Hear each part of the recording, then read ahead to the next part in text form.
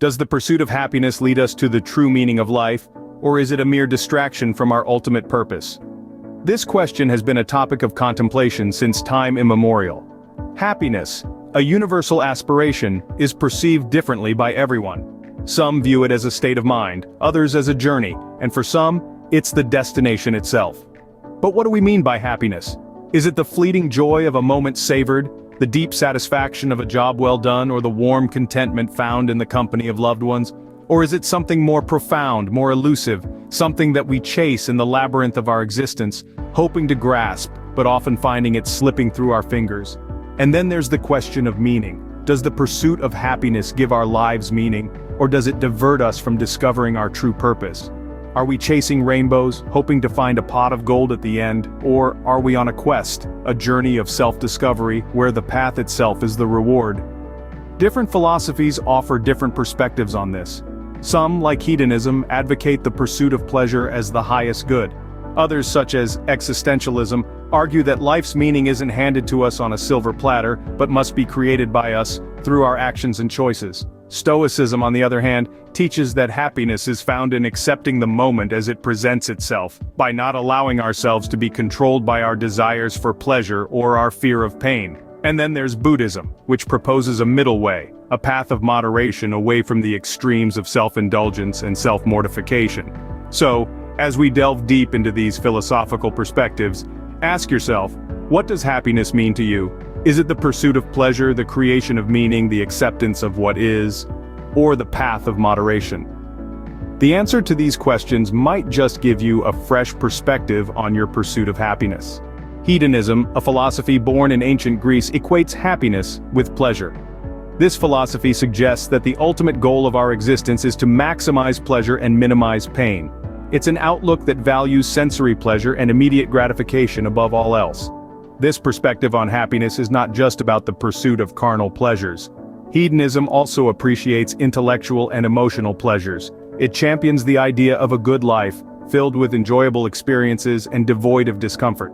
But let's not forget, pleasure is subjective. What tickles one's fancy may not necessarily tickle another's. For one person, reading a book in solitude might be a source of immense pleasure. For another, it could be a thrilling roller coaster ride, or a delicious meal, or perhaps a meaningful conversation with a friend. The hedonistic principle of pleasure is as diverse as the human race itself. But the question that arises is, can the pursuit of pleasure alone lead to true happiness? After all, pleasure is fleeting. It's a momentary feeling that comes and goes. Can a succession of pleasurable moments add up to a lifetime of happiness? This is where the hedonistic view often draws criticism.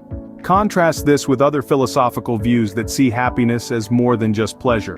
Some philosophies argue that happiness is not just about feeling good, but also about doing good. They believe that happiness involves a sense of purpose, the pursuit of meaningful goals, and the cultivation of virtues.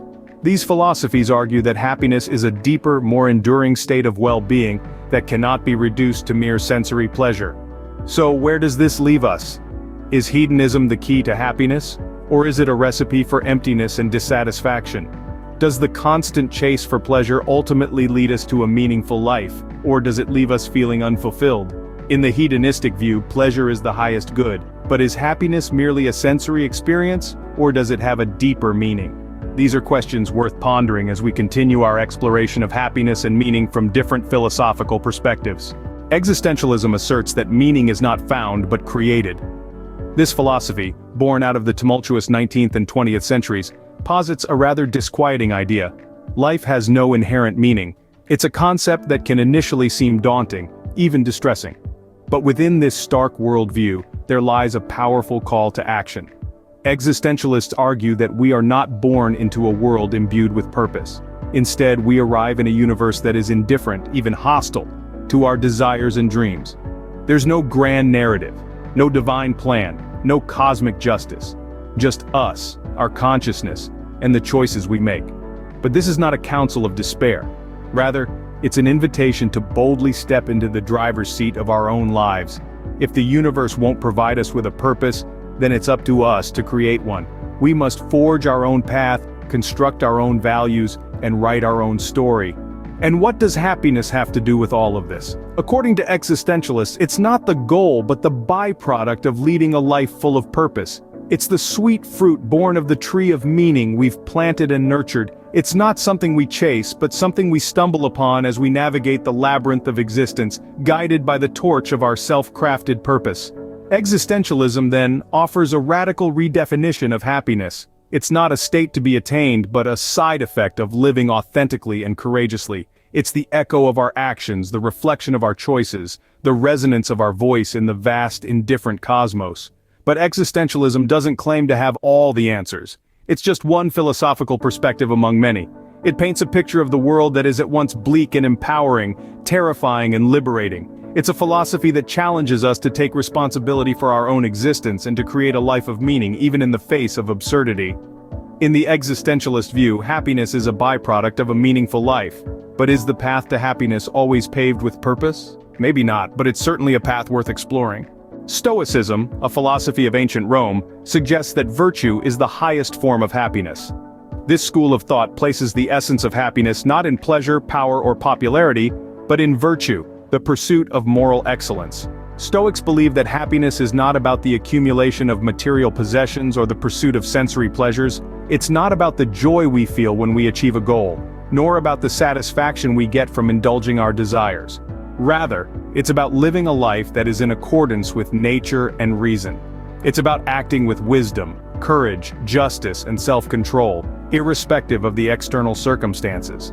This perspective is a stark contrast to more pleasure-focused views of happiness, where hedonism argues that happiness is the result of pleasure and the absence of pain. Stoicism suggests that happiness is not dependent on these external factors.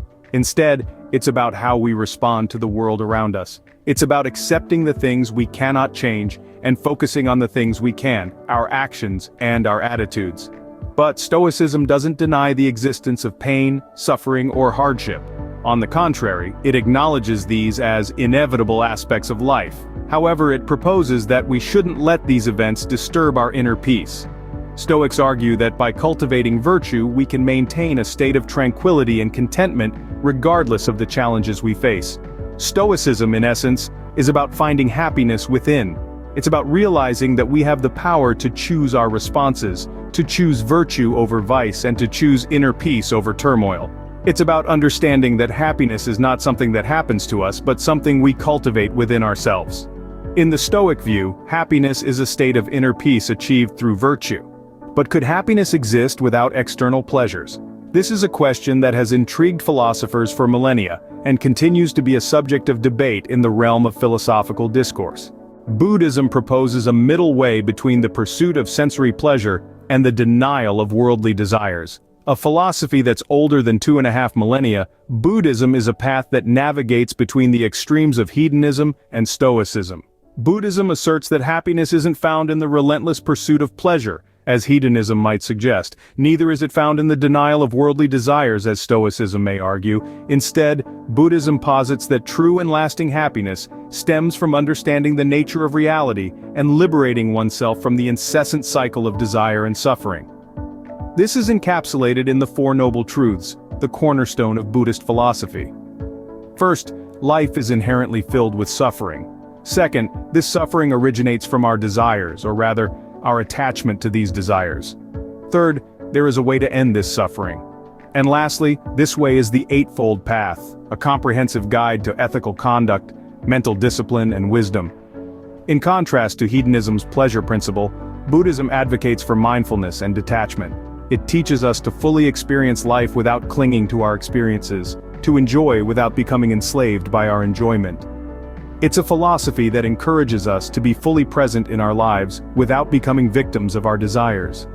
In juxtaposition to existentialism, Buddhism doesn't see life as a series of choices that define our essence. Rather, it views the self as a transient, ever-changing phenomenon, a composite of feelings, perceptions, and consciousness that's in a constant state of flux. And compared to Stoicism, while it also emphasizes inner peace and equanimity, Buddhism doesn't require us to suppress our emotions. Instead, it encourages us to acknowledge and understand them, to cultivate compassion and loving kindness towards ourselves and others. In the Buddhist view, happiness is a state of being, achieved through understanding and compassion. So, How do you define your happiness?